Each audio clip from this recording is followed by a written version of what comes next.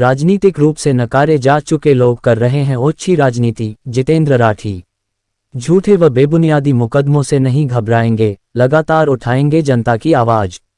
माननीय न्यायालय पर है पूरा भरोसा, झूठे आरोप लगाने वालों पर करेंगे मानहानि का दावा। बहादुरगढ़ से पत्रकार प्रवीण चोपड़ा की रिपोर्ट। राजनीतिक रूप से समाप्त कुछ लोगों द्वारा स्वर्गवासी हो चुके व्यक्ति पर ओछी राजनीति करने का प्रयास किया जा रहा है और इनेलो प्रदेशाध्यक्ष नफे सिंह राठी के परिवार पर झूठे आरोप प्रत्यारोप लगाकर बदनाम करने की साजिश रच रहे हैं। लेकिन हमें माननीय न्यायालय व जनता पर पूर्ण विश्वास है। ये कहना है युवा इनेलो नेता व पार्षद जितेंद्र सिंह राठी का। वह अपने कार्यालय पर पत्रकारों से बातचीत कर रहे थे। युवा इनेलो नेता जितेंद्र राठी ने कहा कि पूर्व मंत्री मांगेराम के छोटे पुत्र सतीश नंबरदार व उनके भतीजे गौरव राठी द्वारा जो न्याय मंच बनाने की बात कही जा रही है उससे किसी को भी न्याय नहीं दिलाया जा सकता, क्योंकि यह मंच केवल उन्होंने अपनी मरी हुई राजनीति को चमकाने भर की है। क्योंकि ये लोग राजनीतिक तौर पर लोगों द्वारा हाशिए पर धकेले जा चुके हैं। अब इनके पास जनता के बीच जाने के लिए कोई मुद्दा नहीं बचा है, तो यह विपक्षी पार्टी के लोगों पर अनाप शनाप व झूठे आरोप लगाकर स्वयं को जिंदा रखने का असफल प्रयास कर रहे हैं। इस मंच में जो लोग जोड़े गए हैं वह सारे समाज विरोधी लोग हैं, जो सरेआम लोगों पर धमकाने व सरकारी जमीनों पर कब्जा करने का काम करते हैं। उन्होंने कहा कि आज पूर्व भाजपा विधायक नरेश कौशिक व नगर परिषद के वाइस चेयरमैन पालेराम शर्मा पर कुछ लोगों द्वारा सरेआम धमकाने व सरकारी जमीन पर कब्जा करने का आरोप लगाया जा रहा है, लेकिन उनके खिलाफ तो कोई आवाज इन लोगों द्वारा नहीं उठाई जा रही। उल्टा इन लोगों को अपनी सरकार व प्रशासन पर ही विश्वास नहीं है, जबकि यह पूरा प्रकरण राजनीति से प्रेरित है। उन्होंने कहा कि मांगेराम राठी के पुत्र सतीश राठी ने आज तक केवल बीसीसीआई का एक चुनाव लड़ा है, जिसमें उन्हें मात्र 2 वोट मिले थे। इस चुनाव में उन्हें करारी हार झेलनी पड़ी थी।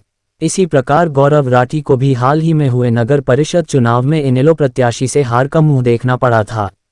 वहीं नगर परिषद के चेयरपर्सन चुनाव में इंडियन नेशनल लोकदल को लगभग 25,000 वोट प्राप्त हुए थे। इनेलो के उठते इसी ग्राफ को देखकर इन लोगों की नींद उड़ चुकी है, जिस वजह से ये लोग इनेलो प्रदेशाध्यक्ष व उनके परिवार पर झूठे आरोप व मुकदमे दर्ज कराकर परेशान करने का काम कर रहे हैं। उन्होंने कहा कि राजनीतिक रूप से नकारे जा चुके व समाज विरोधी लोगों को साथ लेकर ये लोग प्रेस के माध्यम से जहां अपनी मरी हुई राजनीति को जिंदा करने का प्रयास कर रहे हैं, वहीं जनता की आवाज उठाने वाले लोगों पर झूठे मुकदमे दर्ज कराकर अफवाह फैलाने का प्रयास कर रहे हैं।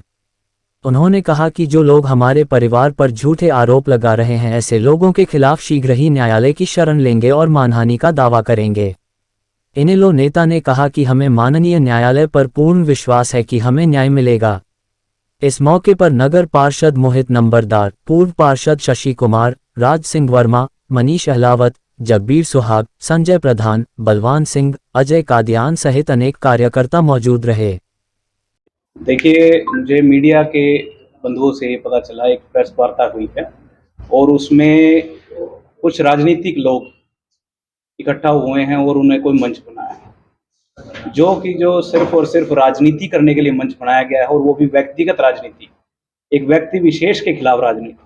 उसमें मैंने लिस्ट में नाम पढ़ा, सारे वो लोग हैं जो ठगबंधन जो बहादुरगढ़ में पिछले नगर परिषद के चुनाव में चलता आ रहा है, जिन्होंने बहादुरगढ़ को लूट के खाने का काम किया है, वो व्यक्ति जिन्होंने नगर परिषद की जमीनों पर अवैध कब्जे कर रखे हैं, जिन्होंने लाइन पार में जिनके रिश्तेदारों के खिलाफ आज भी इल्जाम लग रहे हैं।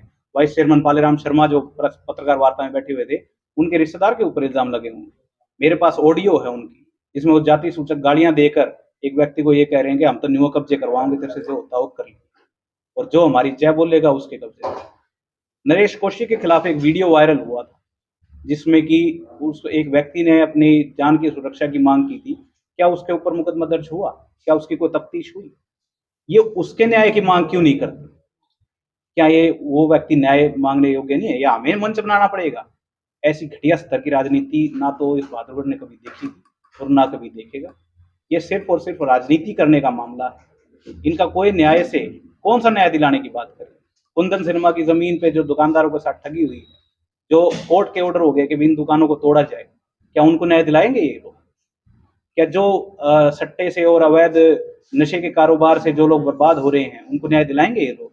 जो फाइनेंसरों के जाल में फंस के लोग मर रहे हैं, उनको न्याय दिलाएंगे ये लोग? ये सिर्फ और सिर्फ घटिया राजनीति करना चाहते हैं और कुछ नहीं। जो ये कह रहे हैं यूपी मुकदमा दर्ज हुआ, यूपी में सरकार भाजपा की है, माननीय योगी आदित्यनाथ जी की सरकार है। क्या योगी आदित्यनाथ की सरकार में झूठे मुकदमे दर्ज हो रहे हैं? इन्हीं के पार्टी के लोग और इन्हीं के पार्टी के सरकार वहां पे, और इन्हीं के खिलाफ मुकदमे दर्ज हो गए। तो ये तो बड़ा हास्यास्पद मामला है। जब इनकी पहुंच संजीव बाल्याण तक है तो मुकदमा कैसे दर्ज हो गया भाई इनके खिलाफ? फिर ये कहते हैं अतीक अहमद वाला काम होना चाहिए, मतलब ये हमें मरवाना चाहते हैं। अतीक अहमद को पुलिस ने अरेस्ट किया और उसको किसी ने मार दिया। इनका मतलब तो ये है कि हमें मरवाना चाहते हैं।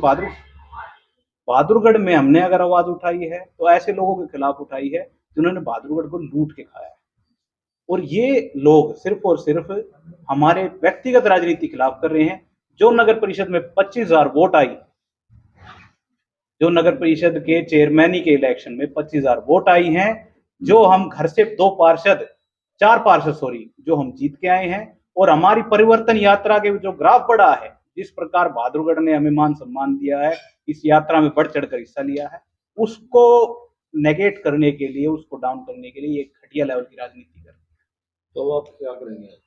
देखिए, मैं इनके खिलाफ कानूनी राय मैंने ली है वकीलों से। जो भी इन्होंने झूठे आरोप लगाए हैं, मानहानि का इनको नोटिस भी भिजवाएंगे, और माननीय न्यायालय पे हमें पूरा भरोसा है। हम आज भी उनके जो माननीय न्यायालय आदेश देगा हम उनको सर्वमान्य है। हम माननीय न्यायालय के कोर्ट का जो भी ऑर्डर होगा, जो भी आगे प्रोसीडिंग होगी, वो हम उनके साथ बकायदा अपना कानूनन राय लेके हम कार्य करेंगे। इनकी तरह हम प्रशासन पे या किसी और पे दबाव नहीं बनाएंगे।